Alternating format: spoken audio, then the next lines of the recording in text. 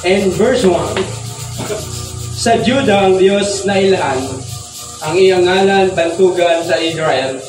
Kasali mo sa anaa ang iyahang tabernakulo, ug ang iyang puloy-anan dapit sa Zion. Dito gibalik niya ang mga pana sa bawugan, ug ang taming, ug ang espada, ug ang gubat. Okay, and Psalm 76 verse 1 to 12. Sa imong kinabuhi ba, do you experience na many times nagkaingon ka, you are depleted? May mga time ba na makaingon ka, magundang na lang o pangalaga? May mga time ba na gusto ka mo quit yung trabaho, kay puro trabaho na mag-utang? May mga time ba na gusto ni mo na pumano na lang ang imong kinabuhi? And sa atong tunan karon, atong isgutan ang Diyos sa kadaugan. Ato mensahe, the God of victory. It means the victory is always belong to Jesus. Ang kadaugan, naara kay Jesus. Inay makatupad, naara kay Jesus. Masahay, ginapangitan nato bising asa para mandadaog ka. And the truth is, you are already a conqueror if you have Jesus in your life. Kasi may Jesus yung kinabuhi. Are you there? Na ay mga sikrito, kung saan nato that the victory of God, ang kadaugan sa Diyos, maatuwa. Now, tanaw nato ang background sa Psalm 76. It is, excuse me, probably nagitawag na paghukom sa Diyos sa mga Assyrian army. Now, tanaw nato ang record sa 1 King in chapter 17, I'm not mistaken. Dito makita ang gionsa sa Assyrian sa padagdaog sa katawan sa Diyos. How many times sa imong life na may mga tao na wala nimo gionsa pero daw na unsa? How many times sa imong lives na makaingon ka wala ka paghihimong dautan tanong himuan magagdautan? Nanuman, tungod kay dili mo parehag kinukatan. Dali ma-identify ang kahayag pag naaka sa kangitid. That's why atong tunan ang tema nagingon, God, secrets of victory. Hindi mo katupad. Paminaw ha. Kami mga preacher, manayon nila mga pangit magudmi, pangit pangitaunan. So that's why I invite you from please bear with me. Sa ato amin sa kay karon. Now nakita nato grabe ang kalipay sa mga kalaban. Abi nila the God of Israel is sleeping. May mga time makaingon ka wa may Diyos. I remember back 2004, nag-Sunday school ako ato in the age of 20 years old. I'm now 39. My birthday is coming. Salamat sa regalo daan. How many time na medyo di na ko kilala ang Ginoo, I always blame God. Kawan ako sa UK, kawan, is for 1 year. Then, ingon ako, kung may Ginoo, ingon na niya ako pagkaon. That's why naman mga pangutangan tayo, di ba? Kung naay Ginoo, ingon na niya akong kinabuhi. Naay Ginoo, ang problema lang, wa pa ka, nakailan sa iya. Siya nakailan na sa tuwa. Tayo gusto sa Ginoo na tayo mutual understanding between sa Ginoo sa tuwa. Now, matanda to ang 1 Samuel in chapter 37 and 38, and 1 King in chapter 18 to 19, i-emphasize sa Psalm na ang Diyos nag-accomplish the victory and not of the miracle itself. Di lamang milagro ang ginabuhat sa Diyos sa Old Testament. Di lamang milagro ang pinakauna nga milagro ang imong life na bago. Kisa makaingon na imposible na mabago ka. Naatay mga past na mga kinabuhi nato na mismo nga itong mga kinabuhi maglibog. Pero salamat sa Ginoo kay gibagpo ta. It's the first miracle. Di lamang nagahimo ang Diyos of miracle, but also the victory. Ano ginaingon? Hilak karon, katawa po. How many times kung nauna ko this church, puno na ni sa luha. Kaya na to, wala na yung panahon para stop sa pag-serve. Kaya naputos na lang sa mga luha. Pila sa inyo ang sigilak-hilak? Wala gihilak, ang ipasakitan, iguwagan, hihilak kay kanutang, nahilak kay gidaw-tao, nahilak ka kay gusto din mo makapadayon sa pagpangalagad, kung nakita nimo ang dagkong mga babag. Pinapinansyan, amen? Ito mga iso taga manungon, layo kayong densang, Tungod dala sa mga panginahanglan, pero dili accidentally na nakakaroon. Because God wants you to understand that the God of victory gusto na ihatag sa imo ang mga sikreto. Are you ready? Open your Bible in verse 1 to 3 and Psalm 76. Verse 1 to 3.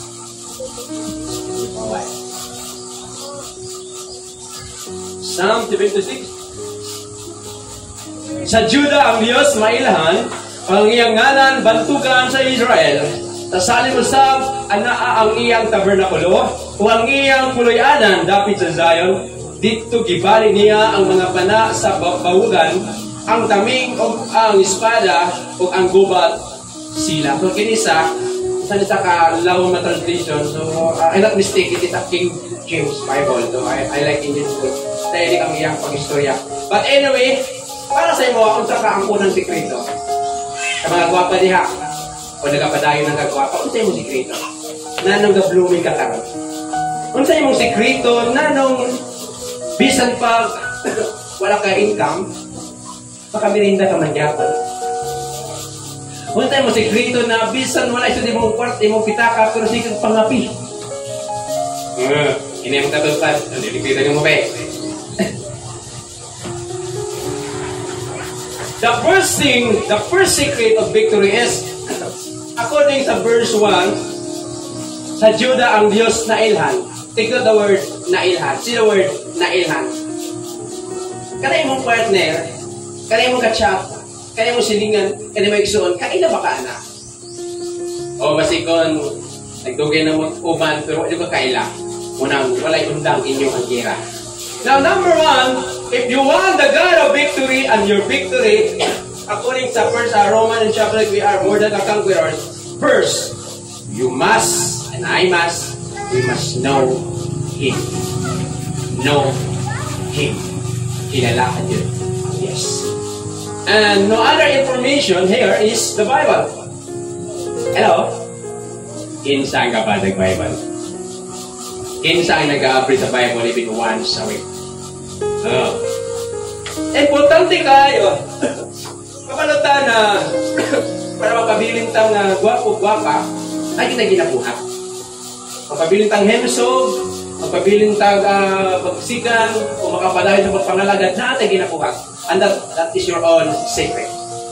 Pero ang una na sekreto to be a victorious, that the God of victory, every kini mga Syrian, grabe ang ilang kalipay.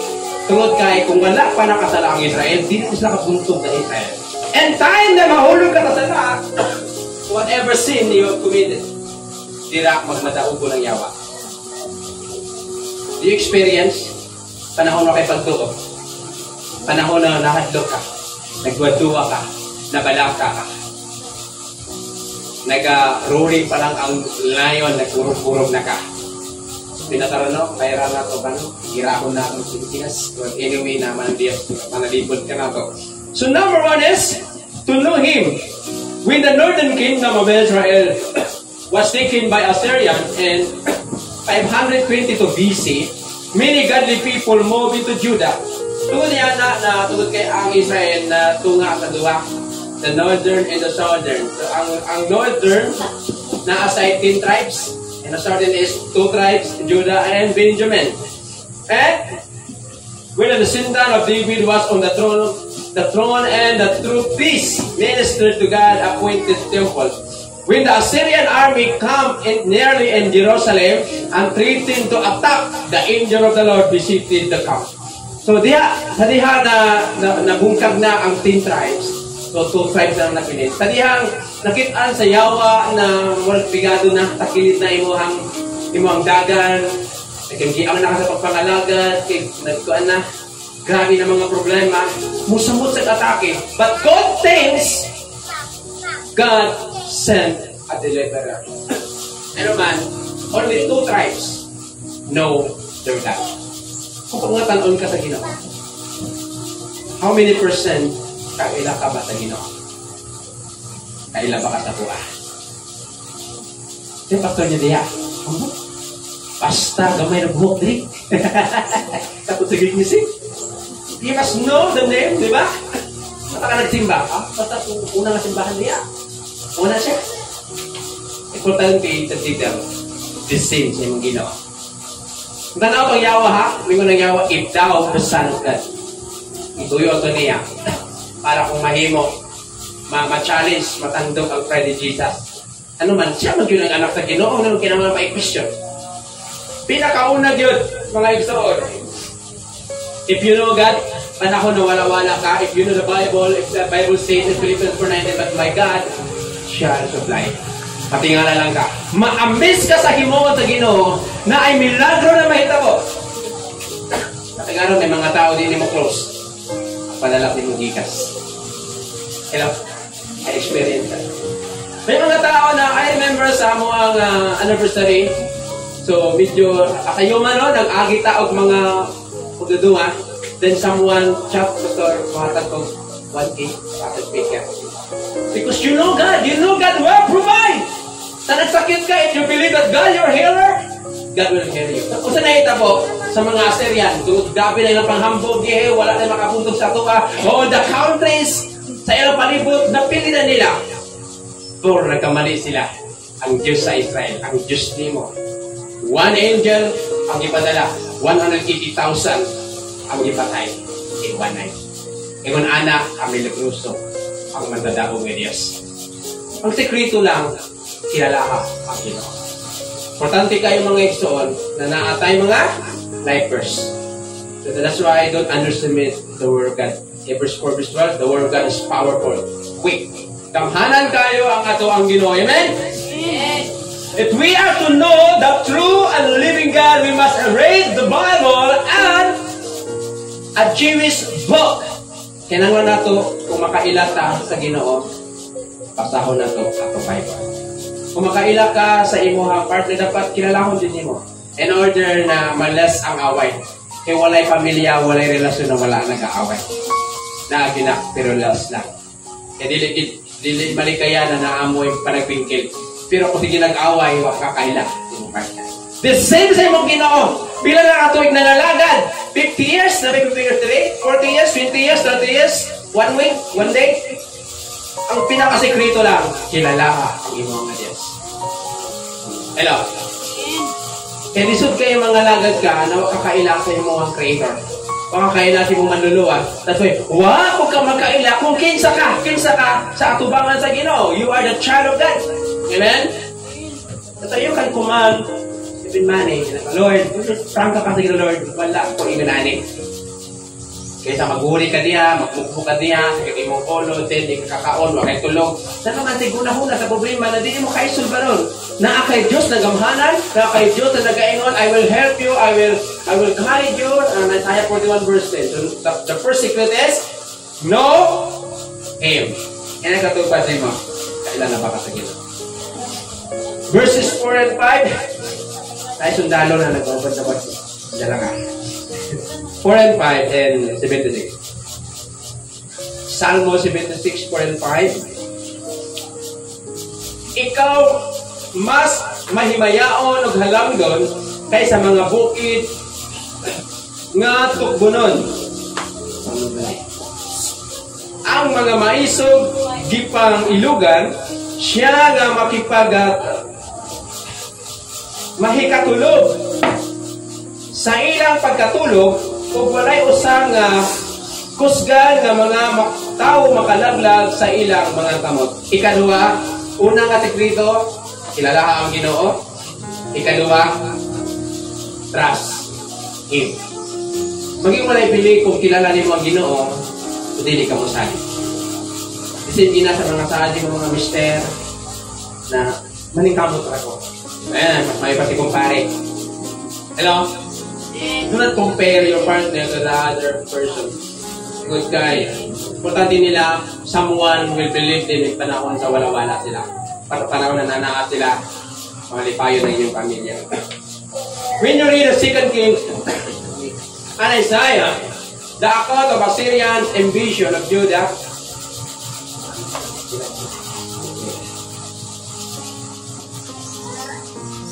you will see how difficult Hezekiah's situation was and how much faith he needed to trust God for victory.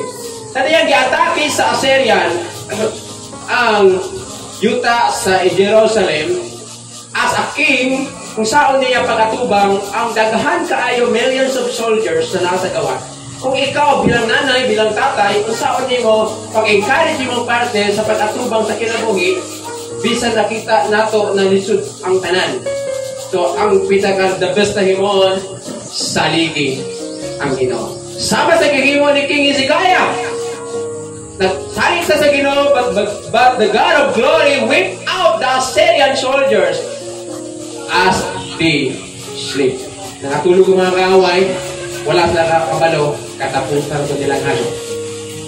Next one, don't underestimate your God.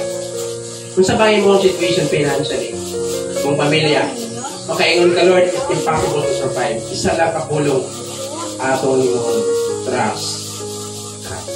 Saligi ang Ginoo. God will provide. Ipaagi ka karon sa lisod nga sitwasyon para pag-abot puhon sa mga blessing kapalo na kapahandel. Na-observe na to para makabalo ka ma-acknowledge kung kung saan bilis sa panalangin na kinahatag sa Ginoo. The same time Israel. Grabe ang ilang struggle on saan nila pag-atubang kining mga veterans warrior soldiers sa Assyria na naglibot sa ilang gingarian kung saan lang gibuhat ni Hezekiah. He trust the Lord. Because nakita sa Ginoo na may pagsalig sa, He sent the angel. If God see us na naipagtuo sa ila, He sent the miracle and the solution sa imong problema. Kung na wala pa na solusyon ng problema mo, kaya wala kay pagsalig sa Ginoo. Kung sa mga pagkati mo ginapasan, paratihan, sa inyo sa doktor, balik-balik ka, kailangan mo meditation, kailangan mo dialysis, kailangan mo muna mo na. Your God is the God of the healer. Why not kneel down, Lord, I need your miracle. I trust in you. Kailangan may ilitok yung mga ngabel o ibutang yung pagunahuna na nakay Diyos kagamhanan. Sinita po, ang 80,000 katapusan mo nila, lipay-lipay, pagkaugmakuha na kamo. Then naman, they underestimate the God of Israel. Bisa pa mga tao na makakita sa ato ang situation pagkakaroon. So, hindi maka-underestimate ang mga tao sa atong situation. Although nakita nila ang ato ang sitwasyon karon, but because we believe God, the God of riches one day, nakatong mga nagadaon sa imuha, ma-depress sila sa imuhang kadaugan. So, ang imuha ni mo igsoon, do not lose your trust in Jesus. Amen? Amen. And last, verse 7 and 8. Kay bisan ikaw, pagkahadlukon, kalong di ay. O si kinsa gamiat bang dito sa imong pananaw, sa diya na ikaw masuko. Kay mapahinabo ang paghukom o ang magdugan gini sa langit. O unya nahadlok o maghilom. Sa diya nga ang Dios ibangon aron sa paghukom, sa pagluwas o sa pag-adhok. Number 3, the first secret is know Him. Ikaduha, saligi sa. Ikatulo, kaabluki ang Ginoo. Kung sa man kalisod ang iyong situation, do not blame God. Do not criticize the Lord. May mga tayo nun na nagkadiresulta, come on, good Lord. How many times that hindi mo kinabuhi, i-blame mo ang Ginoo. If you fear God, you must respect the presence of God and His servant. If you fear God, you must reverence the things of God. Tagaan mo bili ang pagsimba, tagaan mo bili ang pag-ampo, tagaan mo bili ang pagbasa ng Bible. Nanuman, muna ang imong pagpakita na may kahadlok sa Ginoo. Then, bising unsa pa ang problema na nag-abot mo kinabuhi, dili na makabuntog sa imo. Isaiah 54, there is no weapon that forms against you. Kung sa Isaiah 54, wala pa'y gihimo nga hinagiba na makabuntog sa atuwa. Because Jesus is our shield. Are you agree? So, kinahanglan nato na kahadlukan sa itmen, respetuhon nato ang ngalan sa Ginoo. And finally, verse 10, napalay verse 10, sa siguro, ang kapungot sa tao, mudagi kanimo, nahibilin sa kapungot, ikaw magapugong. Kailangan yung pagpano, microscope. Sorry lang. Pagpanaad o bayad ngadto sa Ginoo ang iyang inyot, Itugot nga ang tanan nga nagapalibot kaniya magadala o mga gasa ngadto kaniya nga angay nga kahadlokan. Siya maputol sa espiritu sa mga prinsipi, siya makalilisan ngadto sa hari sa mga yuta. Una, know God. Ikaduwa, trust God. Ikatulo, kahadluki ang Dios. Espirituha ang mga iya sa Ginoo. Katapusan, obey God. Bisan pa na kay pagsalig, pero di ka mag-obey sa Ginoo, is nothing happen, nothing miracle. So, kinahanglan yun nato, we must obey God. Because ingon sa 1 Samuel, it's better the sacrifice ang pag-obey. So, kailangan ito mag-obey sa Ginoo. Ang yung sa Ginoo, seek ye first the kingdom of God. So, ang yang saan, and all these things shall be added unto us. Kaya sa pagtindog ang tanan. Sa imong gitindugan mga igsoon, unsa ba imong pananaw sa imong kinabuhi? Are you defeated right now? Financially, spiritually, and sa relationship pamilya? Nagkaguliyang ba? Nagkagugot ba? So just apply the first secret of God of victory. Number 1, pinakalindot, you must know God. Nindot kinamangalagan ka na kilalanin mo ang Ginoo. Kilalanin mo ang iyahang mga saan, kilalanin mo kung kinsa siya, unsa siya, para nindot kayo, para dili ka matrespassing sa pamumutkol sa Ginoo. Ikaduha, saligi ang Ginoo. Sa mga kalisod mo ang kiagian karon.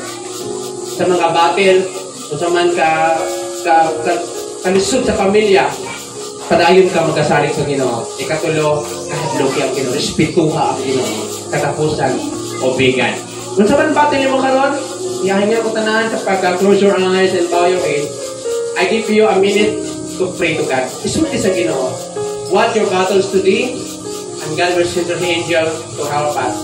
Battle baka financially, grabe struggle nimo, paninguhan nimo, pero wala kayo po kayo naipon. Pamakuha. Mga igsoon, isulti sa Ginoo ang tanan. Tayo mong situation is a challenge para makita sa Ginoo. That even in that situation, kaya ni mo moingon, I trust in the Lord. Para God, wala'y usa ka na mo na wala ni mo na siren na imalay. Lord, you are the God of victory. But sometimes, wala na mo masaktan o makilala sa Diyos. Because we are very busy sa mga butang. Na imong ginaingon, ikadugang ka. Lord, help us na maging ma-restore ang among gugma ang kainito namo sa pagpangalagan. Tabangin mo, Lord, whatever hardship, kung sa man kalisod ang amo karon ginatubang, tabangin kami na always namo hinumduman na naaka, kauban ka namo sa mong journey. That you promise us that you will never leave us nor forsake us, like the king of Judah, Lord, si King Hezekiah. Salamat sa kadaugan na bisan yung nangyayang situation, we can able to say we are more than a conqueror. No one can separate us by your love. No one can overcome us because you are Jesus, ang strong tower. Salamat, Lord, sa mga nito. Amen.